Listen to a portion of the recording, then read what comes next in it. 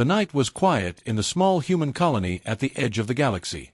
Stars shined above like cold silver eyes, watching the silent world below. Families were asleep inside their simple metal homes. Only the wind moved through the empty streets, carrying the smell of burning fuel and dust. In one of those homes, a little boy slept in his bed, holding a small toy ship in his hand. His parents worked long hours in the mines, so the boy often slept alone. No one noticed the strange shadow moving across the hills outside the colony. It was too big, too smooth, and it moved without sound. Then came the first sound, a deep rumble, low and powerful, like the growl of a mountain. The air grew hot, and the wind shifted. The colony's sensors blinked for a moment, confused, then went dark as if something stronger had silenced them. The boy opened his eyes. He heard a noise like wings beating against the air. He looked to the window, and his small heart froze. A shape, larger than any ship he had seen, moved under the moonlight. Scales glittered like black glass. Eyes glowed like burning coals. Smoke curled from a mouth filled with teeth sharp enough to cut through steel. A dragon. For centuries, humans had told stories of dragons back on Earth. Myths, legends, old fireside tales. But this was no dream, and this was no story. The beast was real. The boy tried to scream, but the sound never left his throat. A sudden blast of heat hit the room as claws tore open the wall. Sparks and flames jumped as metal bent like paper. The dragon's huge head pushed inside, and with one breath, it filled the room with smoke and firelight. The boy finally screamed, loud and desperate. That scream traveled through the colony, breaking the quiet night. But before anyone could reach him, the dragon's claws wrapped around his small body. And then, with a powerful leap, the beast rose into the night sky. The colony shook with panic. Lights turned on across every building. Doors opened, and people rushed into the streets, shouting in fear. They saw the dark shape flying away, its wings cutting through the stars. Some tried to fire their rifles, but the shots only disappeared into the sky. The boy's mother reached the broken home. Her voice cracked as she screamed his name, over and over, but only smoke answered her. On the ground, soldiers studied the marks left behind. Huge claw prints, deep in the dirt. And around them, black burns where the dragon's fire had touched. No human machine could make marks like these. One of the older miners whispered in terror, "The legends, they were true. The dragons never died. They were only sleeping." But this dragon had not come to sleep. It had come to take. Hours passed, but no one in the colony slept. A meeting was called in the central hall. Men and women shouted at one another, fear and anger filling the air. Some demanded the army chase the dragon immediately. Others warned it was useless, that no human weapon could kill such a beast. One old man, his skin lined by years of work, stood and raised his hand for silence. His voice shook as he spoke. "I saw one of them when I was a boy," he said. "Long ago, on another world. A dragon burned our village to ash. We thought it was a demon, but it was something worse. Something made by hands not human." The hall grew silent. "What do you mean?" a soldier asked. The old man looked around the room, his eyes full of fear. "I mean the dragons are not beasts of nature. They are weapons. Weapons built by someone far older and far stronger than us." A heavy silence filled the hall. Meanwhile, high above, the dragon carried the boy through the night. The wind cut against his small face, and tears filled his eyes. He kicked, he struggled, but the claws were too strong. Below, the colony shrank to a small cluster of lights. Ahead, mountains rose like dark teeth against the stars. The dragon did not roar. It did not speak. It only flew, wings beating with a sound like thunder. At last, it landed near a dead volcano. The ground shook under its weight as it entered a deep cave. The air smelled of stone, ash, and something else, something metallic. The boy was set down on the cold floor. He looked around, shaking. His toy ship was still in his hand, but it felt useless now. Inside the cave, strange lights glowed. Machines hummed softly. Wires crawled across the walls like veins. This was not a simple lair of fire and stone. It was something much stranger. The boy pressed himself against the wall, heart pounding. He expected the dragon to eat him. But the beast only stared at him with burning eyes. Then, in a voice so deep it shook the ground, it spoke. "You are not food. You are the key." Back in the colony, the boy's mother stood under the stars, tears burning her eyes. She whispered a promise into the night. "I will find you, my child, no matter what beast I must face." But in the darkness above, the dragon's shadow stretched across the mountains. The child was gone, and the truth was only beginning to reveal itself. And when the child screamed for help, the stars themselves seemed to go silent. The dragon's claws echoed against the black stone as it carried the child deeper into the mountain.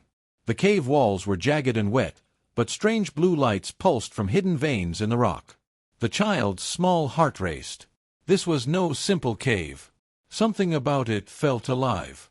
The dragon lowered him onto the cold floor. Smoke drifted from its nostrils as it folded its massive wings. For a moment, the boy thought it would burn him alive. He held his toy ship close to his chest, whispering to himself for courage. But the dragon did not attack. Instead, it stared with those burning red eyes. Then the boy heard a voice, not from its mouth, but inside his head. A deep, thunderous voice that shook every part of him. "You are not prey." The boy trembled. What do you want from me?" The dragon's claws scraped sparks across the stone. "You are the key." The boy didn't understand. He only knew he wanted to run. But behind him was nothing but dark tunnels, endless and cold. In front of him stood the monster, too large to escape. As his eyes adjusted, he saw the strange machines in the cave. They weren't human. They weren't even made by hands like his. Strange symbols glowed faintly across the walls, and metal panels were fused with the stone as if grown there. Wires ran into the dragon's body, connecting its scales to the machines. The boy gasped. You're not just an animal."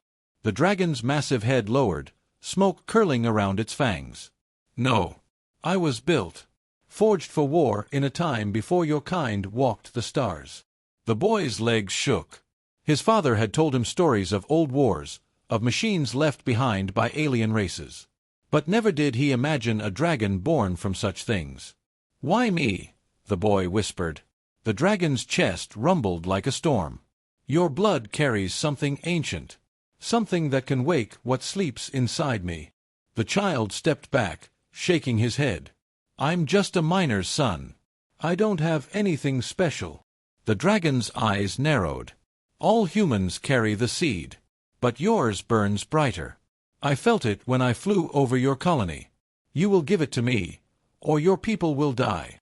The boy froze, unable to answer. Far away, in the colony, soldiers prepared to march. The mother of the boy stood at the command table, begging them to move faster.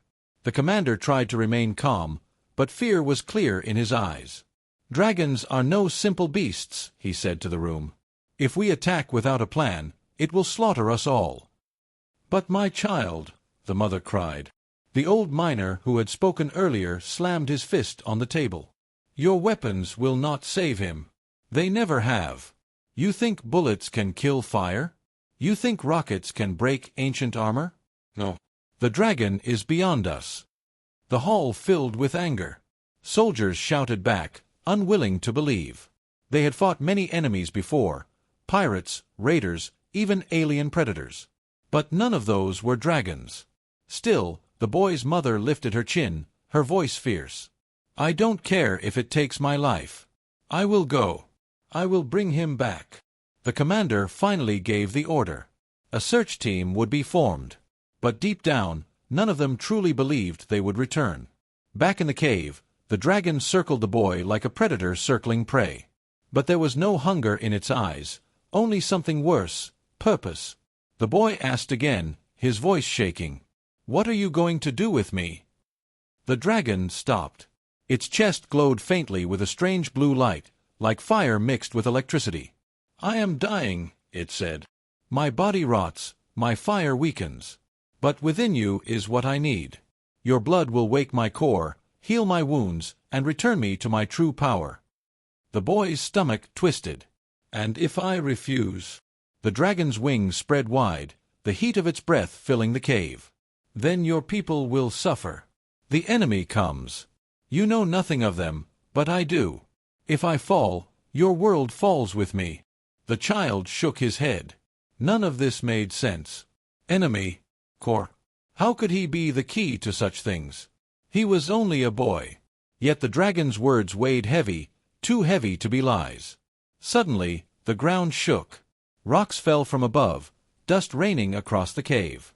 The dragon's head lifted, eyes narrowing. "They are coming," it growled. The boy's heart stopped. Did it mean the soldiers from the colony? Or something else? Something worse? The dragon moved closer, lowering its face until its glowing eyes filled the boy's vision. "You will choose soon. Help me, or watch everything you love burn." The cave pulsed with strange light, machines awakening, metal groaning like something alive. The boy pressed himself against the wall, trapped between fear and duty. And then, the dragon spoke again, its voice echoing like thunder across the mountain. "The age of silence ends. The fire will rise again." Outside, in the cold night, the soldiers marched toward the volcano with weapons ready. The boy's mother walked at the front, her face pale but determined. None of them knew what waited for them inside. None of them knew that the dragon was not only alive. It was awakening. The soldiers moved quickly through the rocky valleys, their boots crunching over loose stone. Moonlight cut across their helmets, and the glow of weapons hummed softly in the cold air. At the front of the group walked the boy's mother, her hands trembling but her eyes fierce. She carried no weapon, but her courage was stronger than steel. Every few steps, she looked up toward the volcano, where faint light flickered from its caves. Smoke curled into the sky, black against the stars. She imagined her child inside, small and afraid, trapped in the claws of the beast. Her chest ached, but she kept walking. Behind her, the commander checked his scanner. "The creature is inside," he said quietly. "We must be careful. This is not a normal enemy."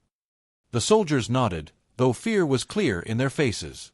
They had fought pirates, rebels, even alien predators, but a dragon? That was something out of myth. Back at the colony, not everyone agreed with the plan. Some gathered in the hall, shouting and arguing. They feared what would happen if the soldiers angered the beast.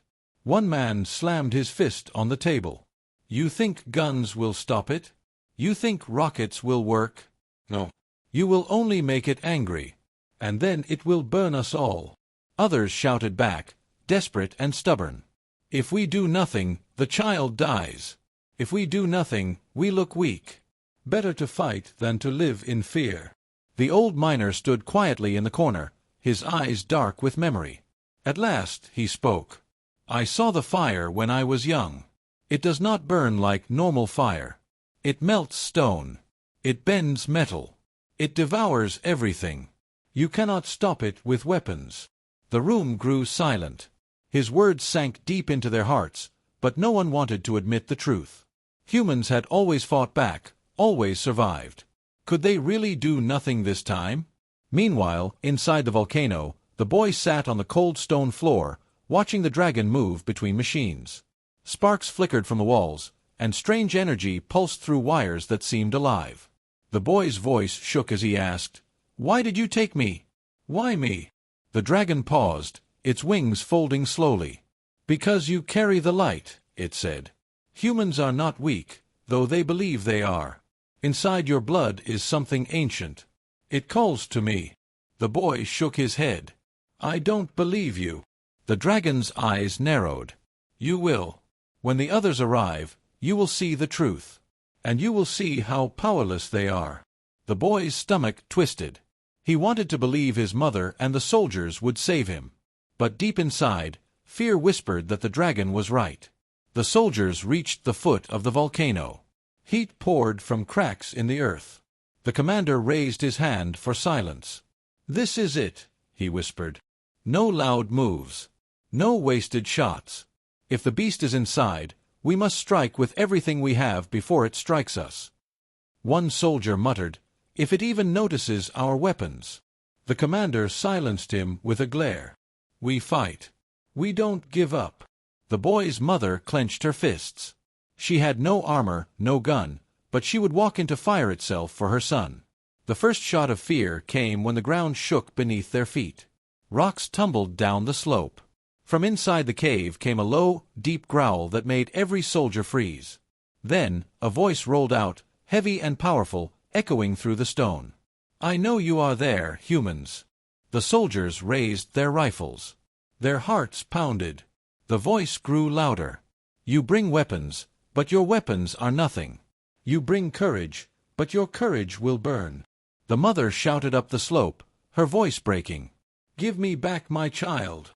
For a moment, silence. Then smoke poured from the cave mouth, glowing faintly with heat. The dragon stepped into the open, its scales black as night, its eyes burning like fire. The soldiers gasped. Even with weapons ready, they felt small, smaller than insects before this living storm. The commander shouted, "Fire!" Rockets streaked through the night. Bullets and beams lit up the sky. Explosions shook the mountain, fire and smoke mixing in a storm of violence.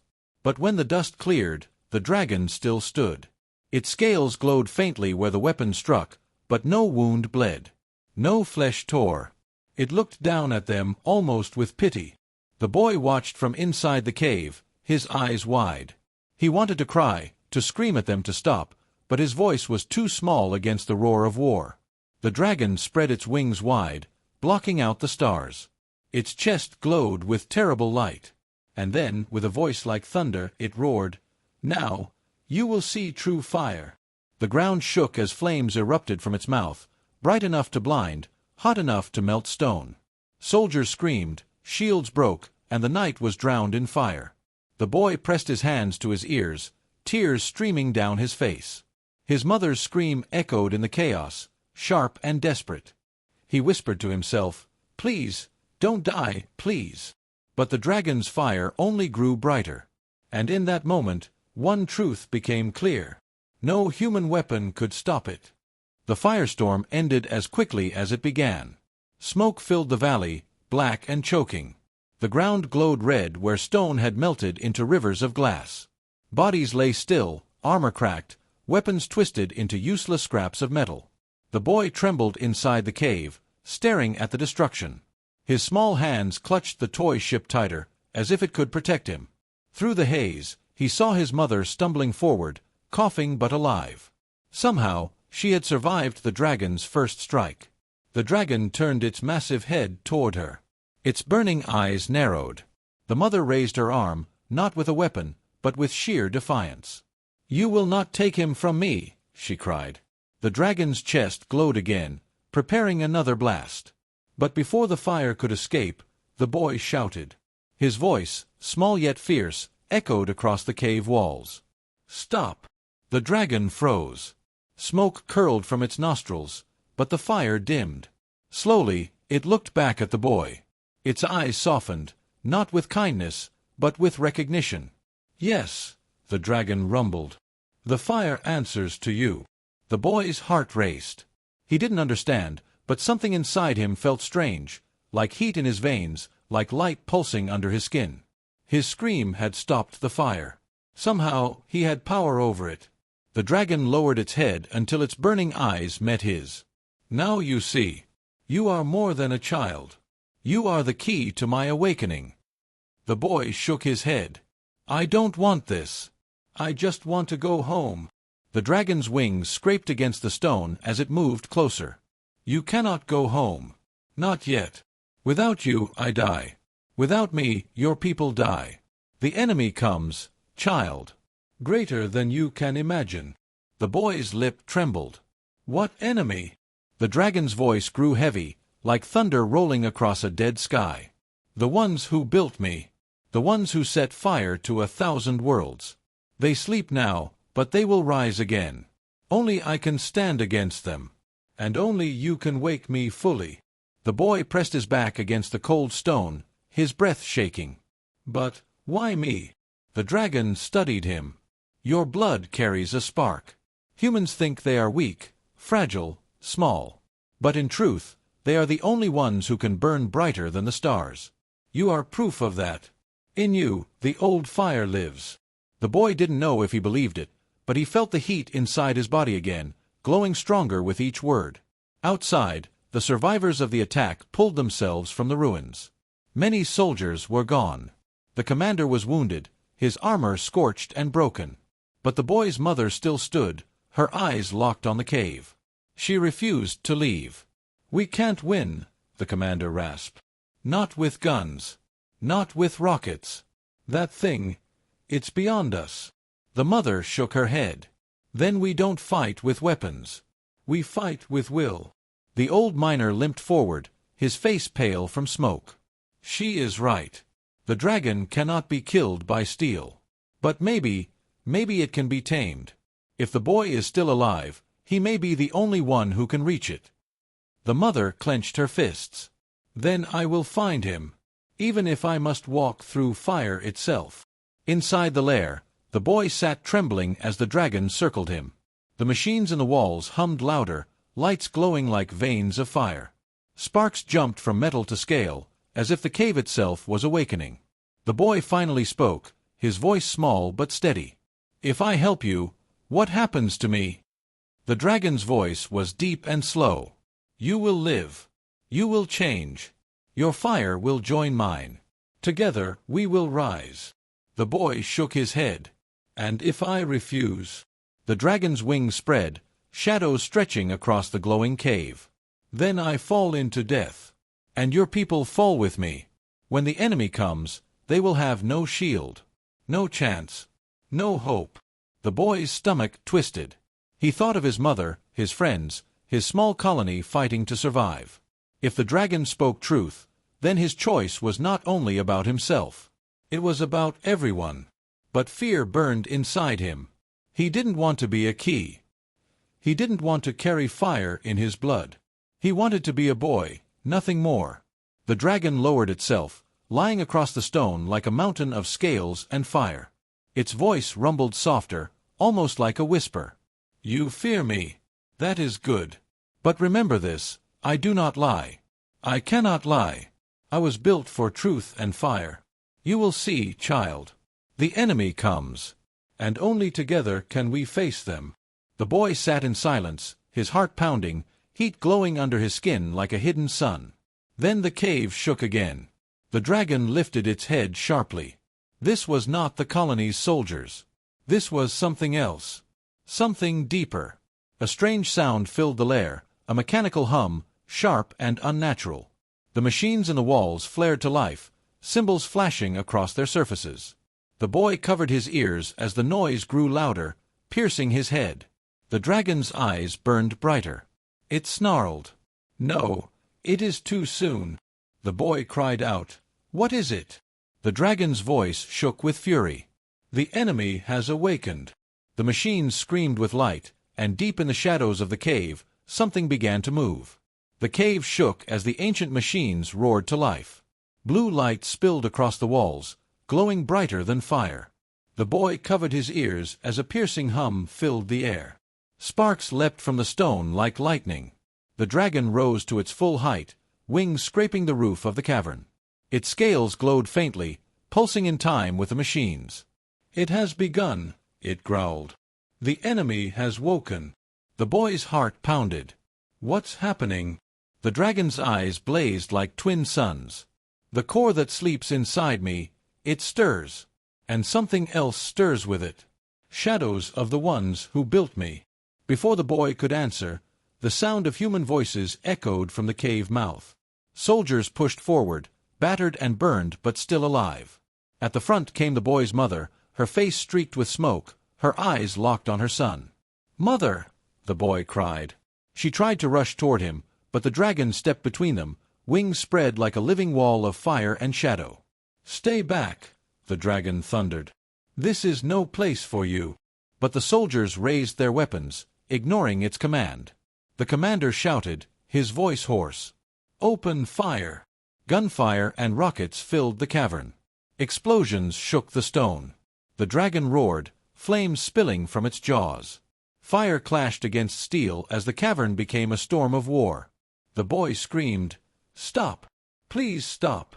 But no one listened. The dragon's fire tore through the ranks, melting armor and scattering soldiers. But this time, the humans fought harder, pushing with desperation. Some used heavy cannons that shook the cave with every blast. The air was filled with smoke, heat, and screams. The boy's mother pushed through the chaos, falling to her knees beside him. She wrapped her arms around him tightly, tears streaming down her face. "I've got you," she whispered. "I've got you." The boy clung to her, but his eyes widened in horror. The dragon staggered. Blasts of heavy fire slammed against its side. Cracks spread across its scales, glowing with strange light. The boy cried out, "Stop hurting it! You don't understand." The mother pulled him close. "It took you, it killed our people. How can you protect it?" But the boy shook his head. "It's not the enemy. The real enemy is coming." The dragon roared in agony. Its wings beat wildly, sending shockwaves through the cavern. Machines fused into its body lit up, glowing brighter and brighter, as if waking from centuries of sleep. Suddenly, a voice, not the dragon's, boomed from the walls. Cold, mechanical, without mercy. Unit 001 detected. Guardian Core unstable. Termination sequence initiated. Panels along the cave walls split open. From the shadows stepped tall machines, their bodies made of dark metal, their heads glowing with red light. They moved like soldiers, silent but deadly. Weapons extended from their arms. The humans froze, horror spreading across their faces. The commander whispered, What are those?" The dragon turned, its chest heaving. "They are the Maker's weapons. Sentinels. If they wake, they will not stop until all life is ash." The machines raised their weapons. Energy hummed, deadly and sharp. The dragon roared and leapt into the fight. Claws met steel, fire met energy blasts. Sparks and flames filled the cavern as the guardians of old clashed once more. The boy clung to his mother, watching in terror. The dragon fought with fury, tearing through machines, but for every one it crushed, two more stepped from the walls. Blasts of energy ripped into its scales, forcing it back. The soldiers, desperate, turned their fire toward the machines. Bullets sparked against metal. Rockets tore off limbs. But the sentinels kept coming, advancing with cold, unstoppable precision. The boy's heart raced. He felt the heat inside him again, the strange fire in his veins. He remembered how his scream had stopped the dragon's fire before. Could he do more? Could he save them? He pushed away from his mother and stepped forward. She cried out, "No, stay back." But the boy stood tall, facing the machines. "Stop!" he shouted. The cavern shook. The machines paused for a heartbeat, their red eyes flickering. The dragon turned its head, staring at him with surprise. "Yes," the dragon growled. "The fire answers to you. Use it." The boy's chest burned with heat. He raised his hands without knowing how or why. Light surged from his body, bright and wild. A wave of fire blasted outward, slamming into the machines. Metal warped, circuits fried, and several collapsed in sparks. The soldiers gasped. The mother stared in shock. The boy fell to his knees, weak, smoke rising from his hands. I can't. It's too much." The dragon loomed over him, shielding him from enemy fire. "You are the key. Without you, I cannot win. Together, we must fight." The cave roared with chaos. Humans and dragon, fire and steel, stood against the army of machines. But more and more poured from the walls, endless and merciless. The commander shouted, "We can't hold them. We have to retreat." But the mother shook her head. Her eyes locked on her son, glowing faintly with the same fire as the dragon. "No. He's the only one who can end this. We have to trust him." The boy looked up, trembling, his face pale. The dragon's burning eyes met his. "Child," the beast rumbled, "choose. Unleash the fire with me, or watch your world fall." The boy's small hands shook. He was afraid. But deep inside, the fire pulsed, begging to be released. He stood, his voice quiet but steady. "Then let's fight." The dragon's wings spread wide, its chest blazing with light. The machines charged. The soldiers braced for the end. And in that moment, fire and human will become one.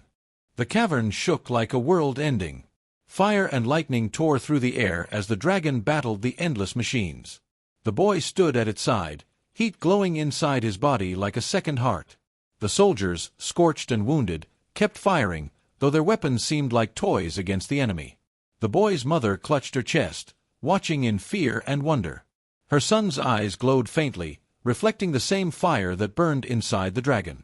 He was no longer just a child, he was something more. The machines advanced in perfect rhythm, red lights blinking in the smoke. Their voices spoke as one, cold and merciless.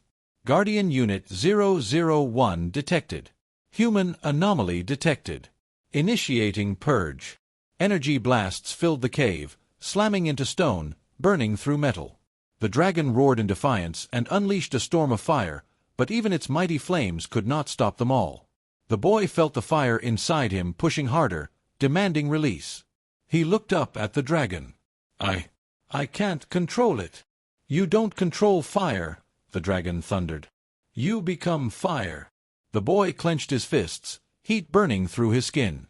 He thought of his mother, of his people, of the colony that would burn if he failed. And then, with a cry that shook the cavern, he let the fire flow. A wave of light burst from him, brighter than the sun. The machines froze, their red eyes flickering.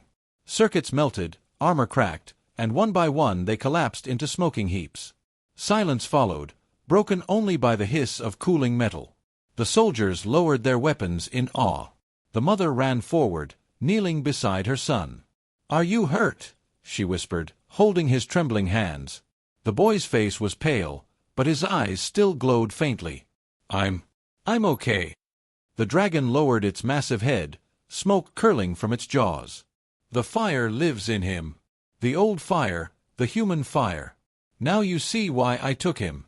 Without him, I am nothing. Without me, you are nothing." The commander, blood on his armor, glared up at the beast. "Why should we trust you? You've killed our people. You stole a child." The dragon's eyes burned brighter. "Because your war is not with me. Your war is with the ones who built me. The Makers. They burned 1,000 stars before your kind even learned to walk. They sleep now, but their shadow stirs. I was created to stop them. But I cannot do it alone." The mother tightened her grip on her son. "And you expect him to fight your war?" The dragon's voice shook the stone. "Not just him. All of you. Humanity is not weak. You are the spark that the galaxy fears, and the spark that can save it. But only if you rise." The soldiers exchanged uneasy looks. The boy stared up at the dragon, his small fists clenched. "What happens now?" The dragon's wings spread wide, filling the cavern with shadow. "Now, child, you learn.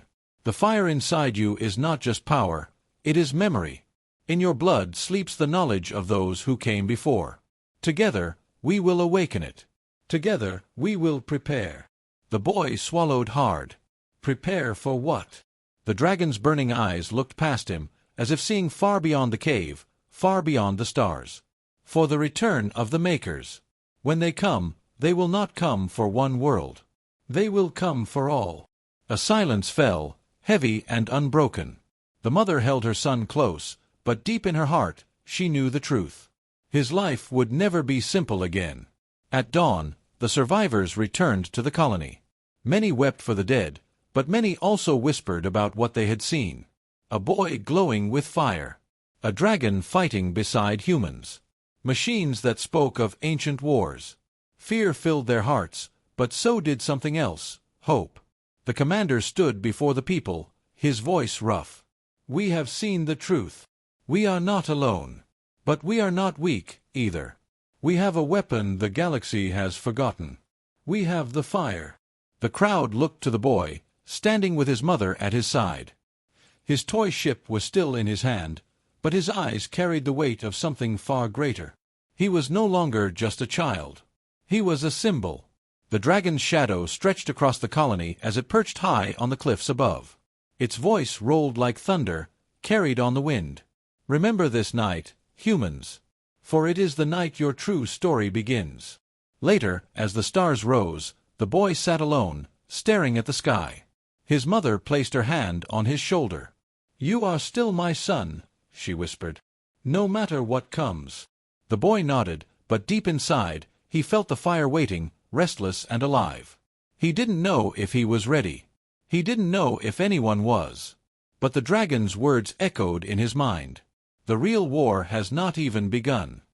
He closed his eyes, the fire flickering beneath his skin, and whispered to himself, "Then I will be ready." Far above, hidden beyond the stars, something stirred. Machines older than time opened their eyes. The makers were watching. And they were smiling.